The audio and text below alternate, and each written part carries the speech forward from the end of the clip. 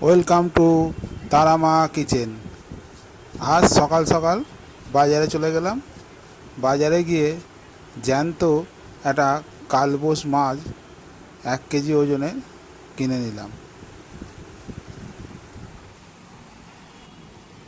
মাছটা ওজন হয়ে যাওয়ার পরে যার কাছ দিয়ে কিনেছি সেই কেটে বেছে আঁশ ছাড়িয়ে দিল।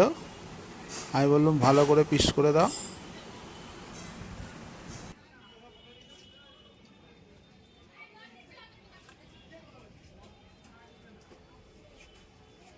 সেই ছোটবেলায় ধরতাম খেতাম, বাজারে কমই আসে বলো।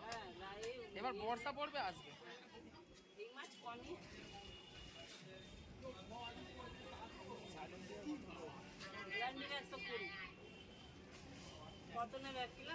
মাছটা একদম টাটকা, দেখুন কাটছে, পুরো পুকুরের মাছ। চলুন আজ আপনাদের ভালো একটা রেসিপি দেখাবো। কালবোস মাছ দিয়ে আর কাঁচা আম দিয়ে রান্না করব। বাড়িতে গিয়ে ভিডিওটা শুরু করব। চলুন, মাছটা কাটা হয়ে গেলে তারপরে মাছটা নিয়ে বাড়ির দিকে রওনা দিই।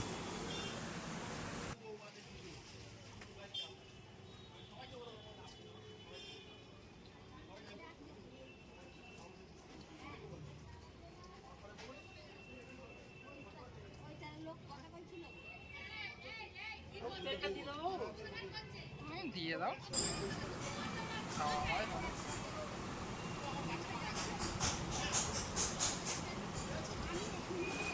দেখুন মাছটা সত্যিই খুব সুন্দর, আর বৌদি ভালো করে পিস করে দিয়েছে। বৌদিকেও অনেক ধন্যবাদ।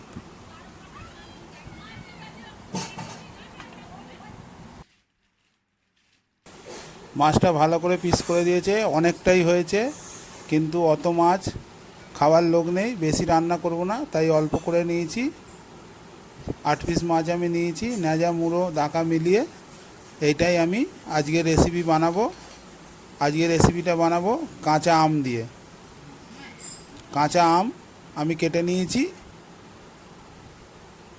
এটা ফজলি আম, ফজলি আম কাঁচা। মাছটায় নুন হলুদ মাখিয়ে নিয়েছি। এবার উনুনে বসিয়ে দিয়েছি কড়া, আর কড়াই দিয়ে দিচ্ছি সরষের তেল।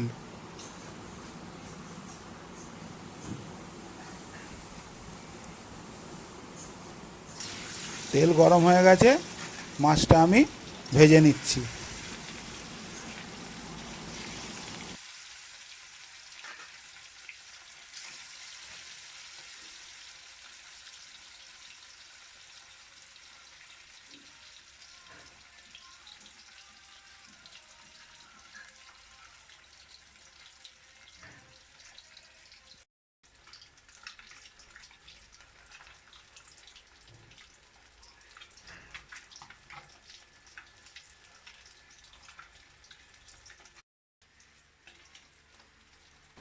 মাছ আমি লাল লাল করে ভেজে নিয়েছি, এবার তুলে নিচ্ছি।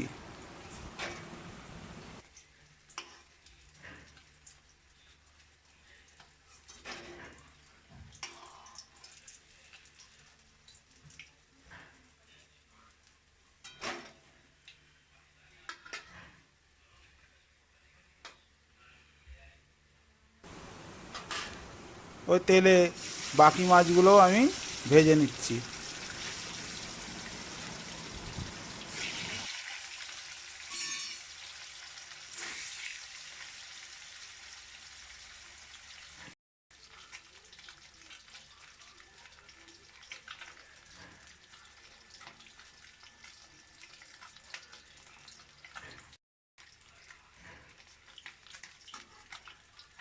মাছগুলো সব আমার লাল লাল করে ভাজা হয়ে গেছে, এবার তুলে নিচ্ছি।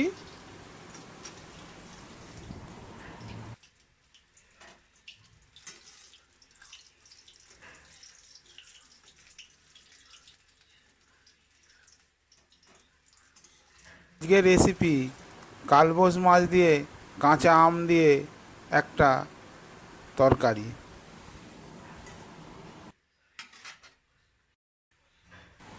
মাছগুলো খুব সুন্দর করে ভেজে নিয়েছি।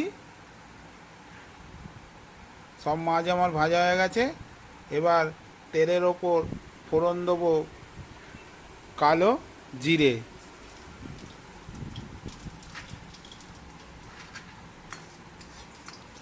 কালো জিরে ফোড়ন দিয়ে তার ওপর দিয়ে দেবো কেটে রাখা আম।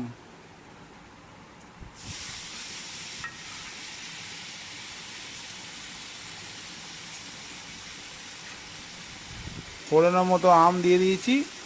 আম দিয়ে এবার আমটাকে ভালো করে নাড়াচাড়া করে ভেজে তারপরে দিয়ে দেবো পরিমাণ মতো জল।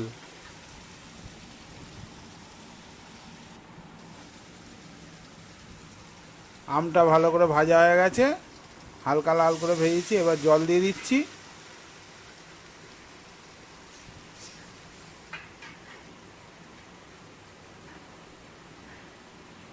জলের ওপর দিয়ে দিচ্ছি পরিমাণ মতো হলুদ,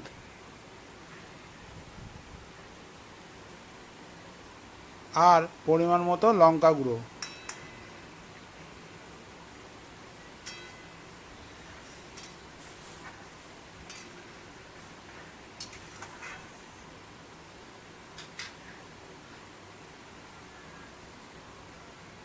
দিয়ে দিচ্ছি পরিমাণ মতো নুন।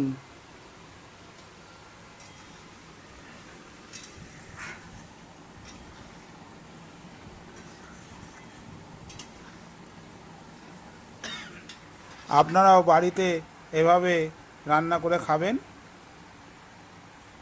সর্ষে আর পোস্ত আমি বেটে রেখেছিলাম, সেটা আমি দিয়ে দিচ্ছি। সর্ষে আর পোস্ত, সাদা সর্ষে আর পোস্ত।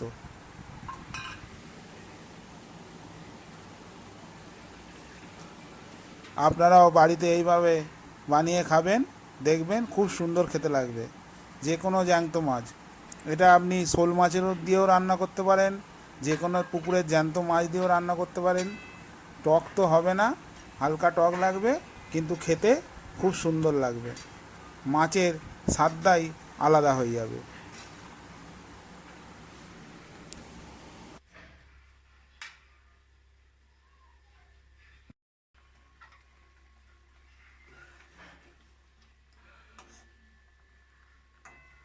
ঝোলটা আমার ভালোই ফুটে গেছে, আমও সেদ্ধ হয়ে গেছে। আম কিন্তু একটাও আমি গেলে দেবো না, মোটামুটি আমটা সেদ্ধ হওয়ার মতো জল দিতে হবে। আম সেদ্ধ হয়ে গেছে। এবার ভেজে রাখা মাছ আমি দিয়ে দিচ্ছি।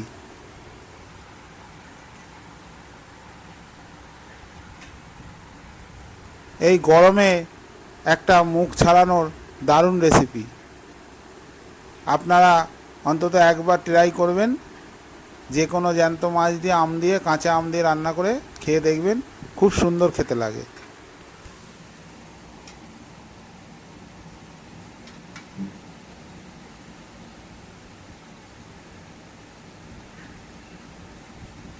ওপর থেকে দিয়ে দিচ্ছি 4টে কাঁচা লঙ্কা।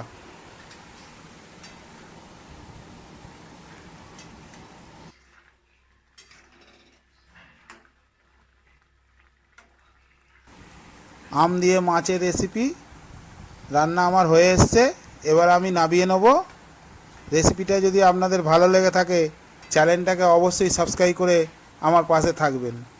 দেখা হচ্ছে নিত্য নতুন আরও কোনো ভিডিও নিয়ে।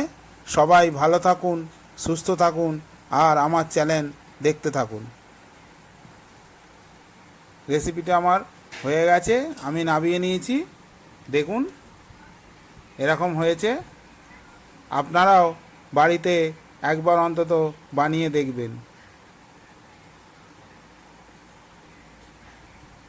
আম দিয়ে কালবোস মাছের টকও বলতে পারেন, তরকারিও বলতে পারেন।